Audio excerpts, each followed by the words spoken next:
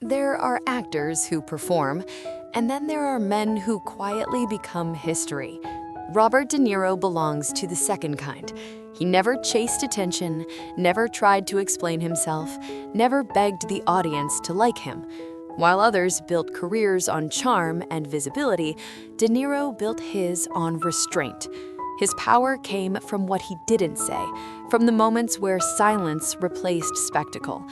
Fame followed him anyway, but it always felt like something external, something that happened around him rather than something he embraced. Behind the iconic roles, behind the awards and standing ovations, there has always been a sense of distance. A man fully present on screen, yet emotionally unreachable once the camera stopped rolling. This is not a story about movies, box office numbers, or celebrity status. It's a story about what it costs to become untouchable, about how greatness is often shaped by isolation, about how discipline can slowly turn into loneliness. Robert De Niro gave audiences some of the most unforgettable performances in cinema history, but he never gave them himself. That part was always guarded, controlled, protected. He was born in New York City, a place that teaches you early how to survive without asking for permission. But his childhood wasn't loud or chaotic, it was quiet. His parents were both artists, painters, deeply committed to their work, but emotionally distant from each other and from his son. Creativity filled the house, but warmth did not. Conversations were minimal. Affection was rare. As a child, De Niro learned something important without anyone ever teaching him directly. Expressing emotion did not guarantee comfort. So he adapted. He became quiet, observant. He learned how to exist without demanding attention. That quietness wasn't weakness, it was preparation. While other children spoke freely, De Niro listened. While others reacted, he watched. He studied people the way his parents studied canvases. The streets of New York became his real education. Not the glamorous version shown in films, but the real one, filled with tension, hierarchy, and unspoken rules. He learned how men earned respect without raising their voices, how danger revealed itself through posture rather than words, how power often entered a room quietly and left loudly. These lessons shaped him permanently. They formed the foundation of the realism he would later bring to his roles. De Niro understood early that authority didn't need noise, it needed control. While others sought validation, he developed patience. While others chased attention, he mastered restraint. Acting didn't rescue him from this environment. It gave him a way to control it. Through acting, he could disappear into someone else while keeping his own identity protected. Becoming another person felt safer than being fully seen as himself. From the very beginning, acting was never about applause for him.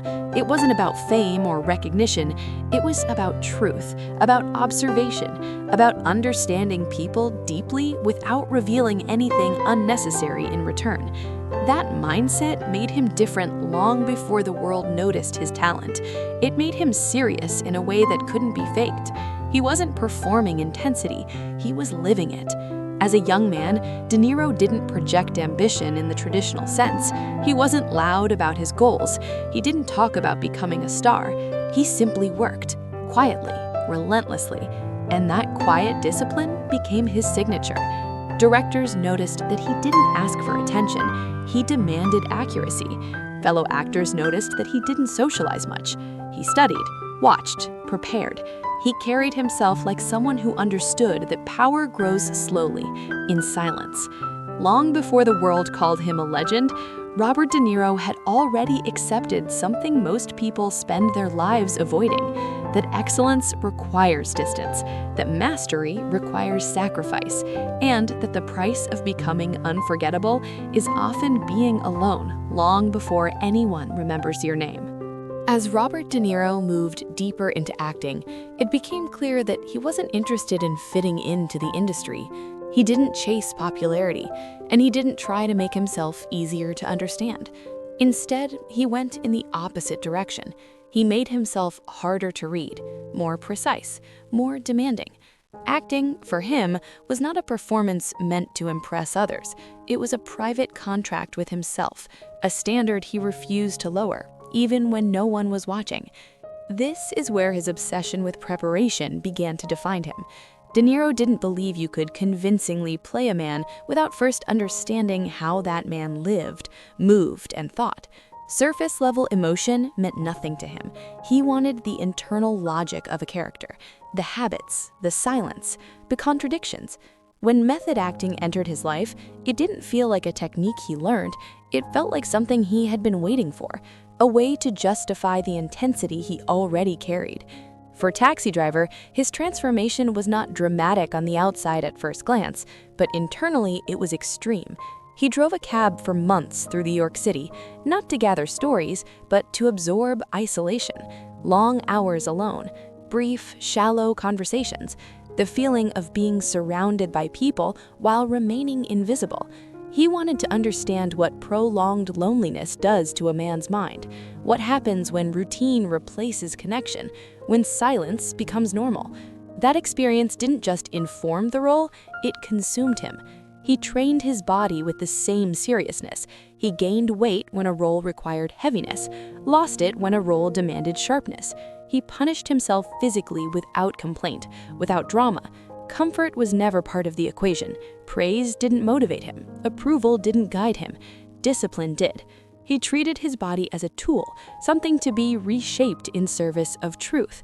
While others protected themselves from discomfort, De Niro walked straight into it. This level of commitment changed how people around him reacted. Directors noticed that he didn't ask many questions. He arrived prepared. He listened more than he spoke. When he did speak, it mattered. Other actors noticed his isolation. He wasn't unfriendly, but he wasn't open either. He stayed focused, guarded, always slightly removed.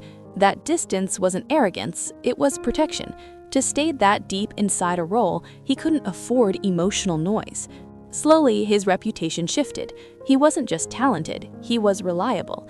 If you cast Robert De Niro, you knew he would deliver something real, something grounded, something that didn't need exaggeration.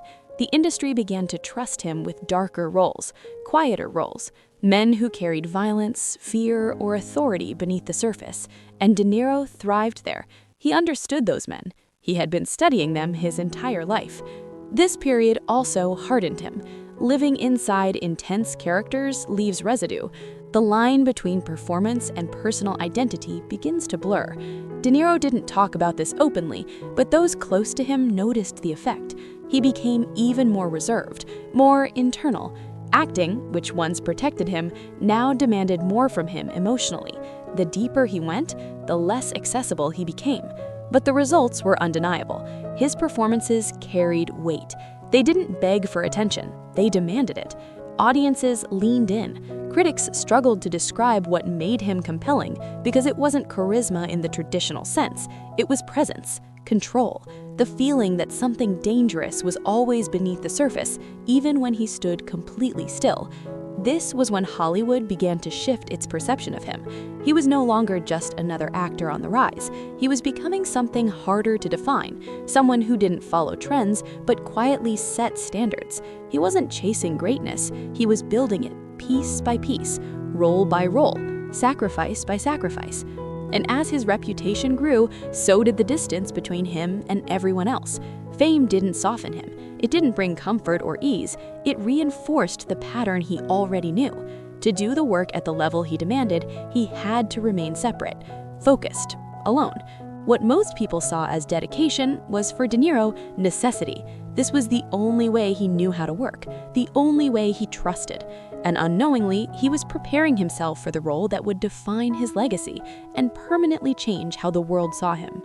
The moment that changed everything came quietly, the way Robert De Niro preferred it. When he was cast as the young Vito Corleone in The Godfather Part II, the pressure was enormous, even if he never spoke about it. Marlon Brando's portrayal of Vito Corleone was already legendary. It wasn't just a performance, it was a cultural monument. Many actors would have tried to match it, imitate it, or outshine it. De Niro did none of those things. Instead, he went inward. He asked a different question. Not how to be bigger, but how to be truer. His version of Vito Corleone was built on patience, on observation, on stillness. He spoke less than expected. He moved carefully. Every action felt considered, not emotional. Authority came not from volume, but from certainty. Watching him, you didn't feel like he was acting powerful. You felt like power had simply settled into him naturally. This was a different kind of masculinity, one that didn't need to announce itself, and it stunned audiences. That performance didn't just win awards, it rewired how Hollywood understood De Niro. He was no longer seen as a talented method actor willing to suffer for roles. He became something more unsettling, someone capable of embodying authority without effort. From that point forward, his silence carried weight. Directors stopped trying to guide him too closely. They trusted him. Actors approached him with caution and respect. He had crossed an invisible line. With that shift came comparisons that would follow him for decades. Robert De Niro and Al Pacino, two men often mentioned in the same breath, yet entirely different in energy. Pacino was expressive, explosive, emotionally visible. His performances burned hot and loud. De Niro was the opposite. He internalized everything. He allowed emotion to sit beneath the surface, barely visible but constantly felt. Audiences debated endlessly about who was better, but the debate missed the point. They weren't competing, they were representing two sides of the same coin. When they finally shared the screen in heat, the moment carried more meaning than any dialogue could explain.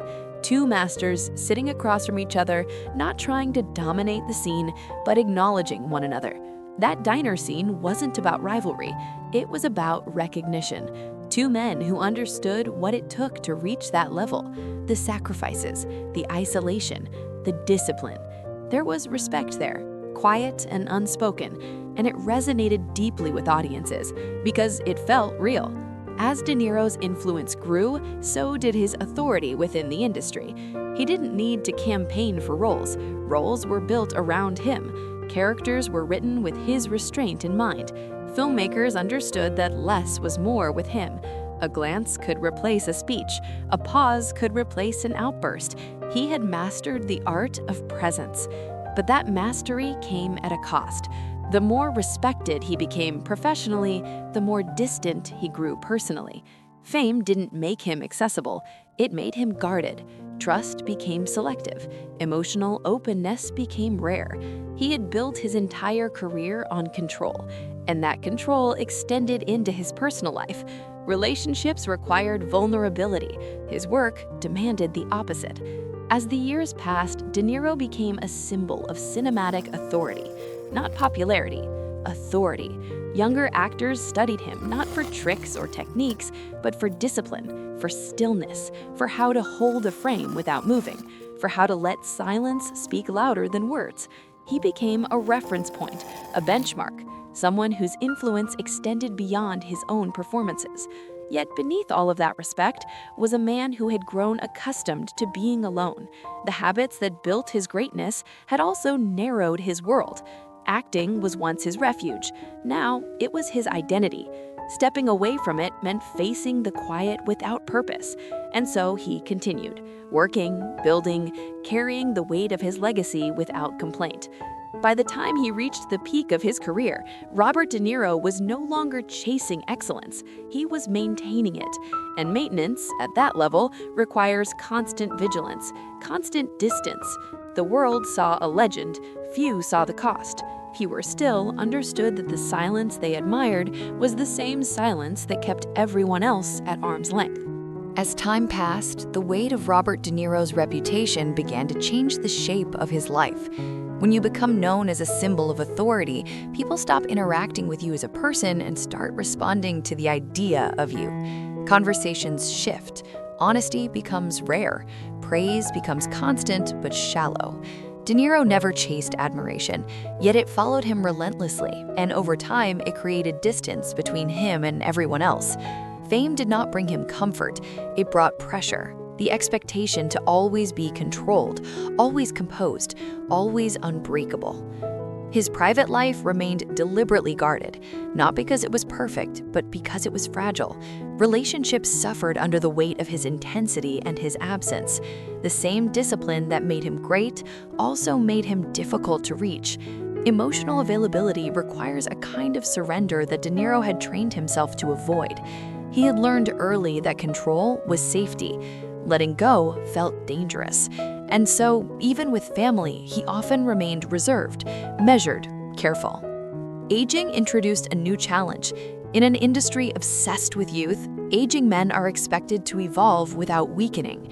For someone whose entire identity was built on strength and authority, this transition was not simple. Physical changes were unavoidable. Energy shifted. Time became more visible. But vulnerability was never part of his public image. The world expected the same intensity from him regardless of age. And De Niro, true to form, carried that expectation quietly. The roles he chose reflected this tension. Older men with power, men facing consequences, men confronting the limits of control. His performances became more reflective, less explosive. He didn't need to prove anything anymore, but he still needed purpose. Acting was no longer about ambition, it was about continuity, about staying connected to the discipline that had defined his life. Then came a moment that surprised many people. Later in life, Robert De Niro became a father again. Public reaction was immediate and judgmental. Questions flooded in, confusion, criticism. Why now? Why at this age? But those questions missed the point. His decision wasn't about image or approval. It was about time, about legacy, about confronting mortality honestly. When you reach a certain age, the future feels shorter. Time becomes precious. De Niro understood that deeply. Becoming a father again wasn't an attempt to reclaim youth. It was an acceptance of responsibility, a choice to remain engaged with life instead of retreating from it. While many men spend their later years looking backward, he chose to look forward, even knowing the limitations. This decision revealed something important about him. Beneath the controlled exterior, beneath the silence and restraint, there was still a desire for meaning beyond work. Acting had given him purpose for decades, but it couldn't answer everything. Fatherhood, especially later in life, forced him to confront questions he had avoided. Legacy, presence, what remains when the roles end. Public opinion never mattered much to De Niro, and it didn't start mattering none. He had built his life without seeking validation, and he wasn't about to change course. The noise passed, as it always does. What remained was his choice, made quietly, without explanation, consistent with the man he had always been. As the years went on, De Niro became less visible but more significant. He didn't need constant attention to maintain relevance. His influence was already embedded in the culture. Younger actors studied his work not to imitate it, but to understand its foundation: discipline, stillness, commitment, the willingness to disappear into a role without asking to be seen. But privately, the weight of time could not be ignored. Mortality becomes louder as the years pass, even for legends. The fear isn't dramatic, it's subtle. It shows up in reflection, in choices, in the desire to leave something meaningful behind. De Niro carried that awareness quietly, the same way he carried everything else. Strength for him was never about denying fear, it was about moving forward despite it. And in that sense, his later years revealed a different kind of courage, not the dominance of youth, but the honesty of experience. A man who had spent his life mastering control, now learning, slowly, to coexist with uncertainty. By the time Robert De Niro reached the later stage of his career, he no longer needed to prove anything. His place in history was secure. Awards, recognition, critical praise. All of it had already been decided. And yet, what made him continue was not habit or obligation, it was identity. Acting was not something he did, it was who he had become. When you spend a lifetime building discipline, stepping away from it feels like losing yourself. De Niro's relevance in modern culture is unusual. He is not trendy, he is not constantly visible, he does not chase younger audiences or reinvent himself to stay popular. And still, he matters. Younger actors study him with a seriousness usually reserved for history books, not because his performances are flashy, but because they endure. They age well. They remain grounded. In an industry that changes rapidly, his work feels permanent. What younger generations see in him is not just talent, but authority, the kind that cannot be manufactured, the kind that comes from decades of consistency, from saying no more often than yes, from protecting standards when compromise would have been easier. De Niro represents a time when respect was earned quietly, not demanded loudly, when mastery meant restraint, when silence was not emptiness, but control. Film festivals still treat him with reverence, not out of nostalgia, but acknowledgement. He is not invited to be celebrated as a relic. He is invited because his presence still carries weight. When he speaks, people listen. When he is silent, people lean in. That dynamic never faded. It matured, it deepened. Yet legacy is not something you feel every day. It's something others talk about. For the person living inside it, there are quieter questions. Who am I when the roles stop? What remains when the work is done? De Niro never answered those questions publicly. He didn't turn reflective or sentimental in interviews. He stayed consistent, guarded, but the choices he made spoke for him. His later performances often carried a sense of reflection, men looking back, men facing consequences, men reckoning with time. These roles were not accidental. They mirrored his own stage of life. Acting became less about transformation and more about truth. He no longer needed to disappear into characters. He allowed parts of himself to surface, subtly, without explanation. There is something honest about that progression. A man who spent decades mastering control, gradually allowing stillness to become acceptance rather than defense. Not weakness, acceptance. That is a different kind of strength, one that only appears when nothing needs to be proven anymore. Robert De Niro's legacy is not built on noise. It is built on consistency, on discipline, on the refusal to dilute his work for comfort or popularity. He didn't chase applause. He didn't ask to be understood. He trusted that truth done properly would last, and it did. Some actors want to be loved, some want to be famous, some want to be remembered. De Niro wanted to be accurate. That choice shaped everything: his career, his isolation, his respect, his silence. It gave him authority, but it also demanded distance. It gave him permanence, but it came at a personal cost. When the screen fades to black, what remains is not the lines he delivered or the awards he collected. It's the feeling he left behind, the tension, the stillness, the sense that something real was happening, even when nothing was being said. That is rare, and rarity is what creates legacy. Robert De Niro did not build a career chasing moments. He built a lifetime building weight, and weight does not disappear with time. It settles, it stays. If this story meant something to you, it's because you recognize that kind of strength, the quiet kind, the kind that doesn't ask for attention, the kind that endures long after the noise fades.